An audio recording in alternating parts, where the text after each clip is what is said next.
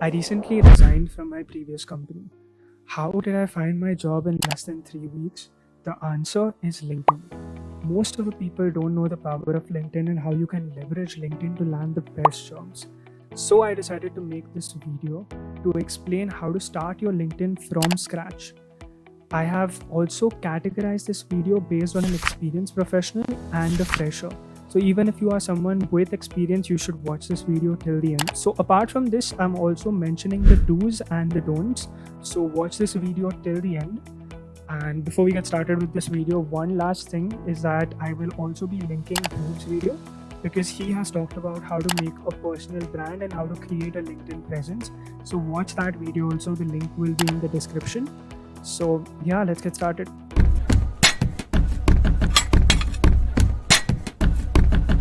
So why is LinkedIn so important? What is so special about LinkedIn? Why are people landing a lot of jobs through LinkedIn? The answer is because 72% of the recruiters have started hiring from LinkedIn.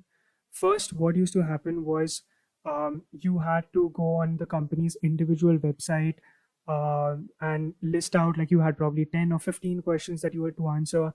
To apply for around 40 to 50 companies, it would take almost a week. So LinkedIn is now become that place where you can just make your profile and the recruiters themselves will start texting you. They will start connecting with you. So in layman's term, LinkedIn is like the Instagram for work. It is the best place to build connections for your corporate life and for other things also. I can also use my LinkedIn to get people on my podcast. So if you are seeing this video and at the same time you're making your LinkedIn video, I would suggest playing this video in the background and make the changes as and when I'm talking about them in this video. So yeah, let's get started. Okay, so I've opened my LinkedIn profile here, over here, and we can go through the profile and you can make the changes that are necessary while we go through it. Okay, so the first thing that any person notices in your profile is the profile picture and the banner. These are the first things that are visually appealing on your profile, so try to make the best use of these. For your profile picture, I would suggest take a picture in which you are present, in where you are occupying 60 to 70% of the picture, and try to put a picture of your face and where you are clearly visible. And for your banner, it can be something that is related to your profession, your work, or what you are planning to do. Uh, as you can see in my banner, there is a target, there is a lot of networking. Because I'm in business development, I have kept this banner. If you are in coding, you can put something which is coding related. You can put something related to Java or Python or C++, something like that, whatever works for you. The don'ts in this would be, don't put a picture of you looking sideways, don't put mirror selfies. Always try to put something that is more professional, where 60 to 75% of the picture is occupied by you. The second thing that is most important is your title. As you can see, my title over here, Growth and Sales at Contlo. Um, I am trying to put this into four buckets for four different types of people. The first bucket would be like me, where you are mentioning the profile, where you're mentioning the role that you are doing at whichever company and the value that you are providing. So whichever people connect with you, they will see what value you are providing, and based on that, these guys will connect with you. The second kind of people that I'm talking about, or the second bucket, would be the company name, and you can put a bar and you can put something like X ABC. Like it can be X Google, X Microsoft, X Uber, X Paytm, whichever companies that you have worked for.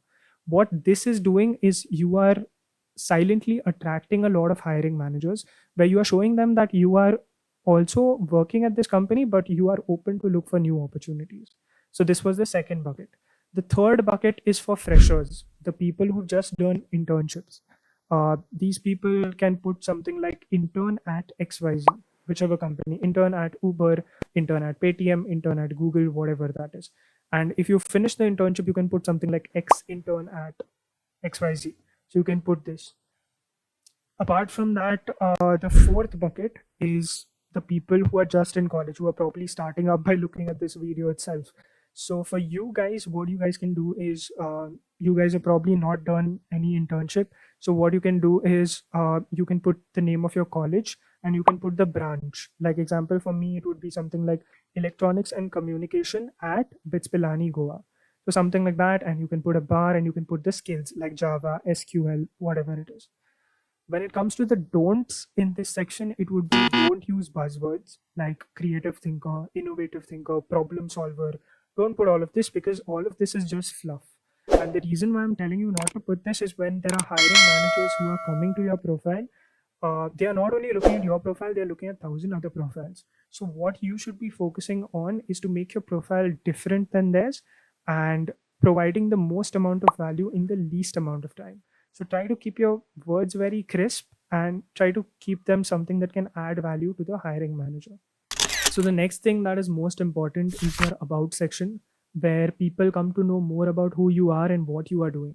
My about section is a bit outdated because I've recently moved jobs. So this about section is based on my previous company.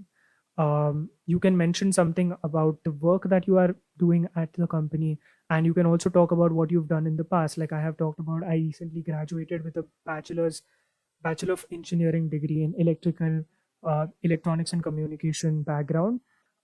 So based on that, you can put whatever it is that you have done in your work. And at the same time, I've also mentioned a last line where I'm saying that my passion lies in working at the intersection of technology and business. And so this will show the recruiters what you are inclined to doing and what role are you inclined to do. So this is the most important section apart from your title and your profile picture. So now the most important part is your experience. This is what the recruiters look at next. So what you'll have to do is you'll have to go to add profile section. As you can see, there is core, there is recommended, and there is additional. Core is something that you have to do. You have to add this. Recommended is something that you can additionally do, and additional is something that you can additionally do. So try as much as possible to put all of these parts in core, whichever is necessary for you. For your experience, you will have to go and add position, and you will have to fill all these details. Okay, so I will show you these details directly, so that you don't have to uh, so that you can fill them while looking at it. I will not show my recent job because I've just started it and I can't mention much in it. That is why even in my about section, it was only about my previous job.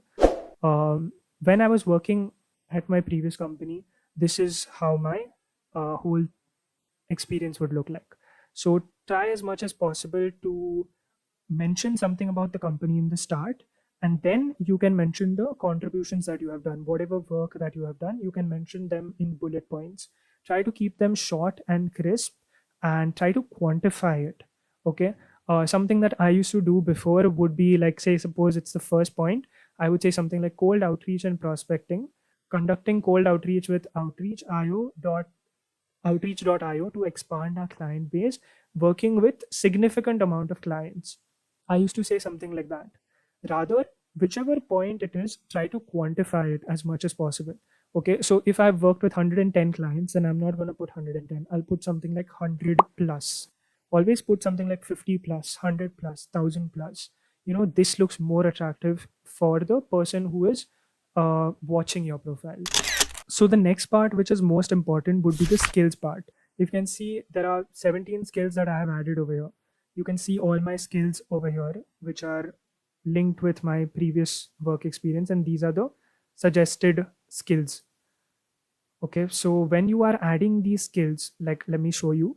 You will go to add profile section, you will go to add position, and you will scroll down and you have the skills option. Before even going to the skills, what I would suggest is go to the hiring managers who are hiring in that particular domain. It can be IT or business development based on whichever particular domain you are working in, or you are planning to work in, and see the skills that they are looking for. And based on that, add your skills. Okay, this is what I would suggest. This is what I started doing. And that is what helped my LinkedIn profile get some traction. The don'ts for this particular section would be, don't just randomly add skills. Don't add any random skills. Even if the skills are lesser, you only put those skills which are relevant to you.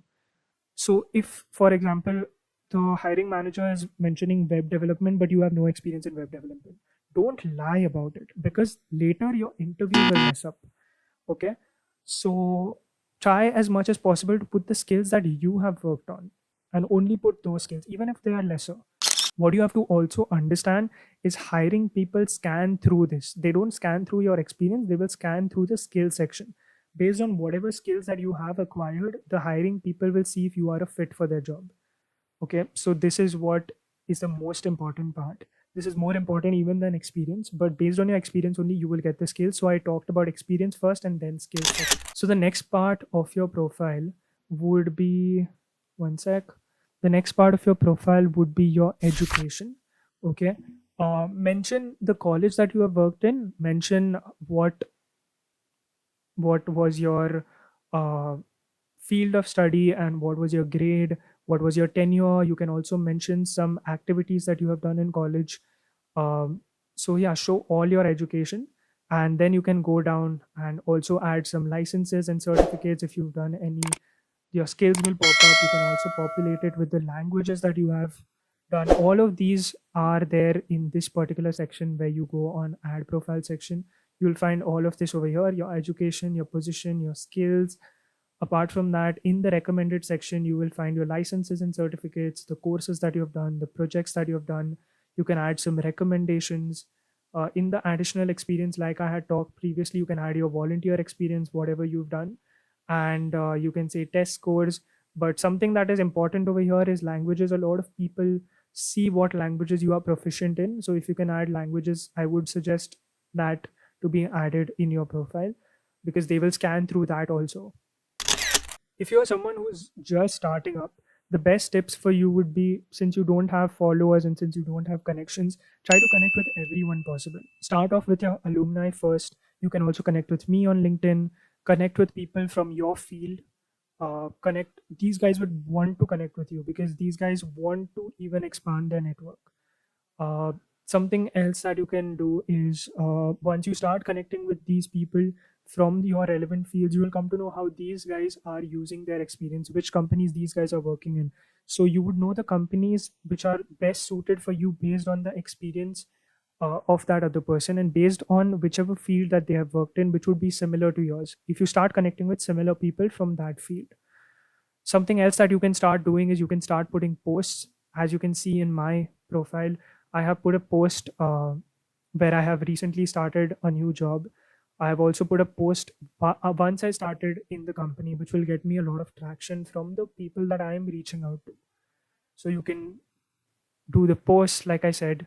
And if you were not able to see the whole video, or if you want me to reiterate a few points, like I said, try to quantify your work, try to quantify your work as much as possible. And apart from that, try to add skills which are most relevant to your profile and which are most relevant to the hiring people from that particular domain. So I guess, yeah, that's about that.